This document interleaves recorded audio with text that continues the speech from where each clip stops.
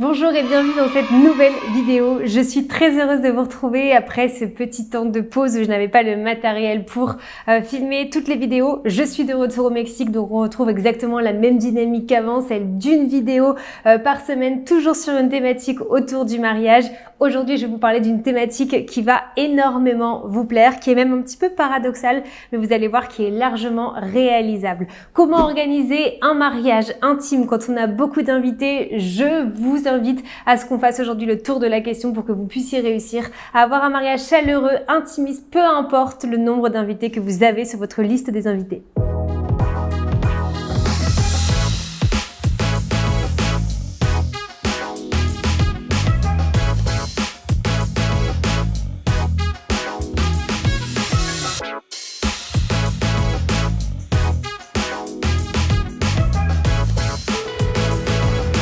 Si c'est la première fois que vous tombez sur l'une de mes vidéos, je suis Marine Bernard, je suis coach et blogueuse mariage chez Wedding by Marine et j'ai inventé le premier coaching pour les futurs mariés qui s'appelle Comment organiser mon mariage de A à Z sans wedding planner. Je vais beaucoup vous en parler dans cette vidéo puisque je me penche toujours sur des cas concrets que j'ai avec des clients du coaching, des futurs mariés que j'accompagne, et cette petite information pour vous rappeler que le coaching va changer, va s'améliorer, il y aura plus de forfaits, les tarifs vont également changer, donc c'est le moment pour vous de pouvoir le rejoindre au même tarif qu'il y a actuellement et de pouvoir bénéficier de toutes les améliorations dans quelques semaines gratuitement si vous le rejoignez avant que tous les changements soient faits. Revenons-en au vif du sujet, on va parler de mariage intime. C'est vrai que c'est hyper paradoxal, mais si je vous en parle, c'est parce que dans les premiers rendez-vous que j'ai avec mes clients, on définit toujours les priorités pour pouvoir ensuite parler du budget et vraiment commencer dans l'organisation vive des préparatifs. Mais c'est vrai que j'ai beaucoup de mariés qui me disent en fait on peut pas faire le tri, on a beaucoup d'invités et pourtant on a quand même envie que ce soit un mariage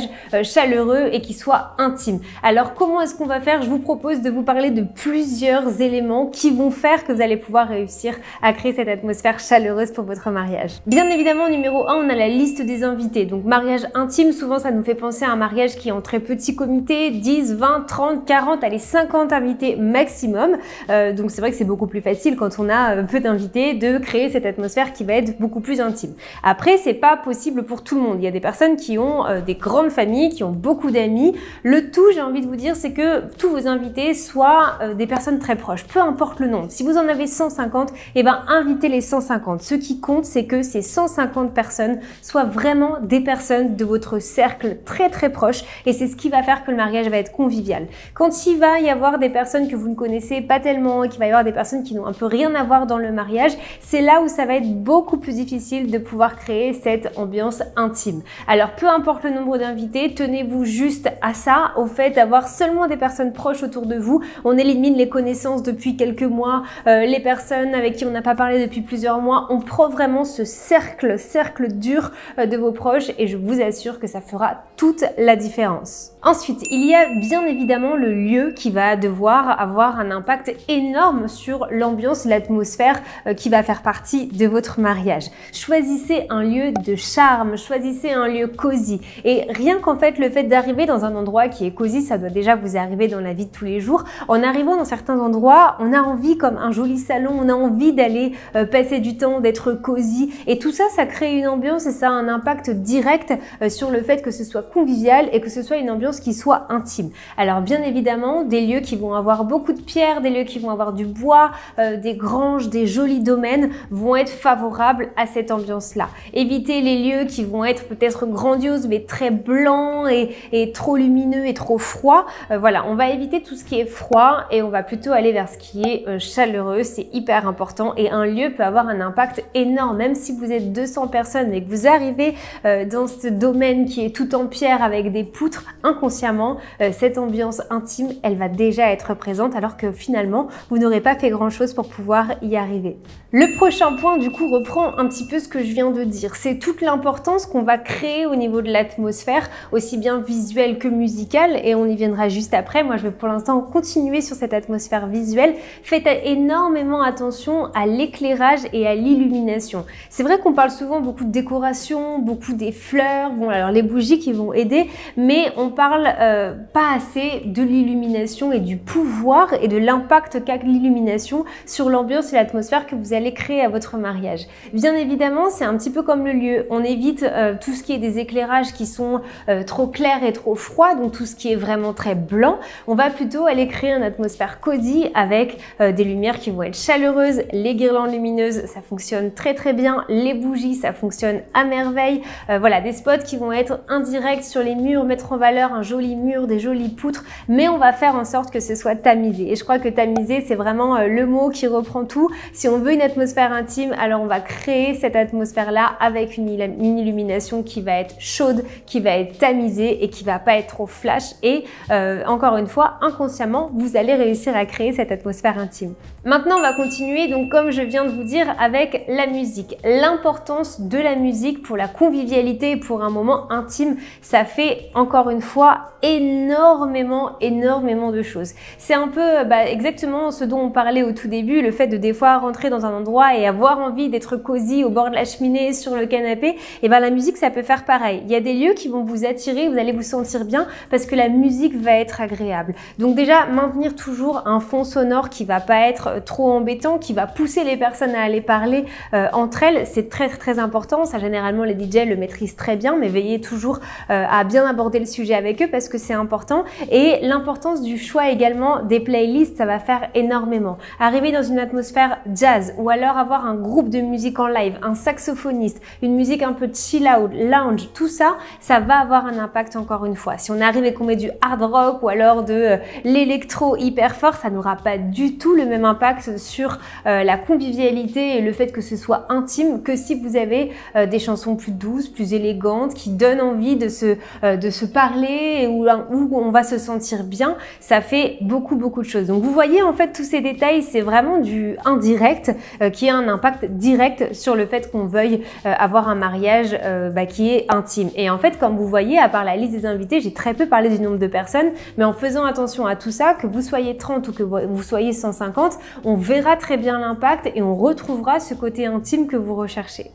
On va changer complètement de sujet, on reste toujours dans les mariages bien évidemment, je vais vous parler des cérémonies. Alors vous êtes nombreux et c'est normal quand on veut se marier de vouloir l'officialiser, de passer à la mairie. Donc à choisir un mariage qui va être civil, parfois même religieux selon les croyances du couple. Mais c'est vrai qu'une cérémonie laïque va apporter énormément sur cette ambiance qui va être intime. Parce qu'une cérémonie laïque, sa définition c'est qu'elle est intime, c'est que c'est un moment intime. Et c'est d'ailleurs la raison principale pour laquelle les mariés vont opter pour une cérémonie parce que ils trouvent bien souvent que la cérémonie civile ou encore à l'église n'est pas assez personnalisée en fait, n'est pas assez à leur image, alors qu'une cérémonie laïque, il n'y a tellement pas de règles, c'est vous qui définissez vos propres règles et c'est ce qui rend ce moment hyper intime.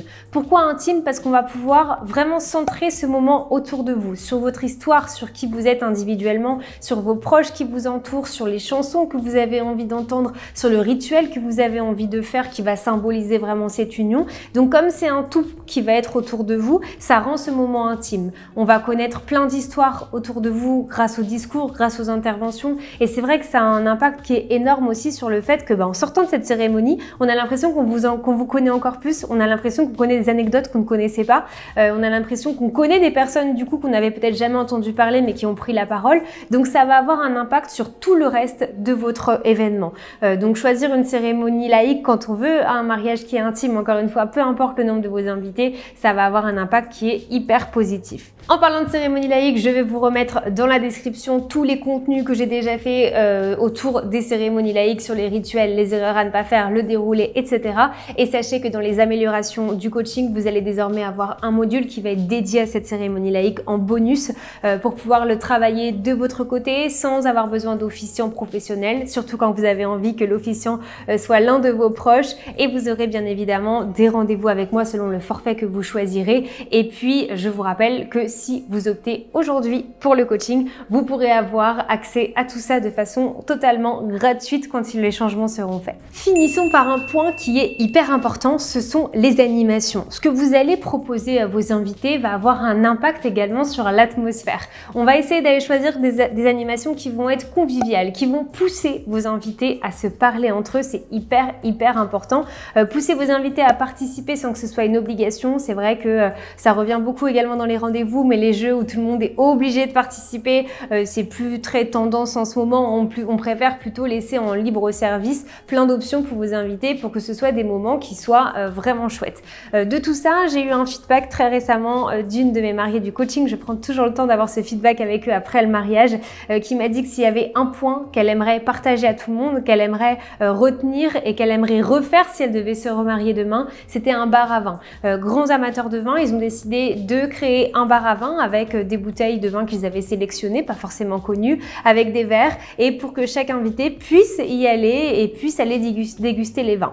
Sur le retour qu'elle m'a fait, c'est que c'était vraiment l'endroit convivial, l'endroit intime de la soirée. Des personnes qui ne se connaissaient pas, mais qui en fait avaient une passion en commun qui était le vin, et discutaient, découvraient, et ça a fait que c'était vraiment un endroit de passage où les personnes discutaient entre elles alors qu'elles ne se connaissaient pas, prenaient du plaisir à passer un bon moment. Ça fait partie de tous ces éléments qui vont créer une ambiance qui va être intime pour votre mariage. De la même manière, vous avez une tendance qui est très haute en ce moment sur les bars à vinyle que votre DJ pourra vous proposer, bon pas tous, mais en tout cas il y en a beaucoup qui le font, en option pour le cocktail et pour le vin d'honneur.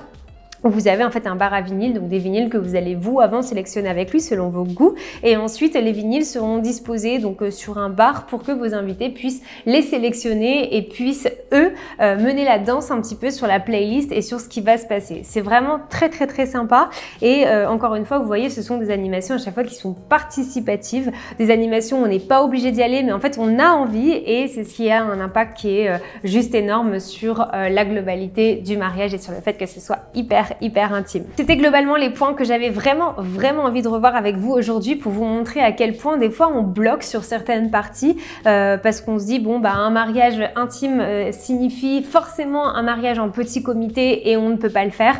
Réfléchissez toujours, allez toujours un petit peu plus loin que ça, parce que comme vous avez vu, tous ces détails là qui sont la musique, l'illumination, le lieu, les animations, ça a un impact qui est direct alors qu'en fait on n'y penserait jamais, et donc voilà, donc j'avais vraiment envie de le partager avec vous. C'est une question qui revient énormément. Voilà, sachez que toutes ces parties, je les retravaille toujours avec mes mariés du coaching. Tout ce qui peut vous déranger, vous mettre mal à l'aise, quand vous bloquez sur quelque chose, il y a toujours des solutions. C'est la magie un petit peu de ce secteur du mariage. Donc n'hésitez pas, si je peux vous aider pour quoi que ce soit, ce sera avec grand plaisir. Et sinon, je vous dis à la semaine prochaine, parce que comme je vous ai dit, on reprend une dynamique qui est tout à fait normale, et j'ai déjà hâte de vous parler du prochain sujet qui va aussi énormément vous plaire. N'hésitez pas à bien vous abonner à ma chaîne YouTube si ce n'est pas fait, comme ça vous pourrez être au courant des prochaines vidéos quand elles seront mises en ligne. Merci infiniment, et puis je vous dis à très vite.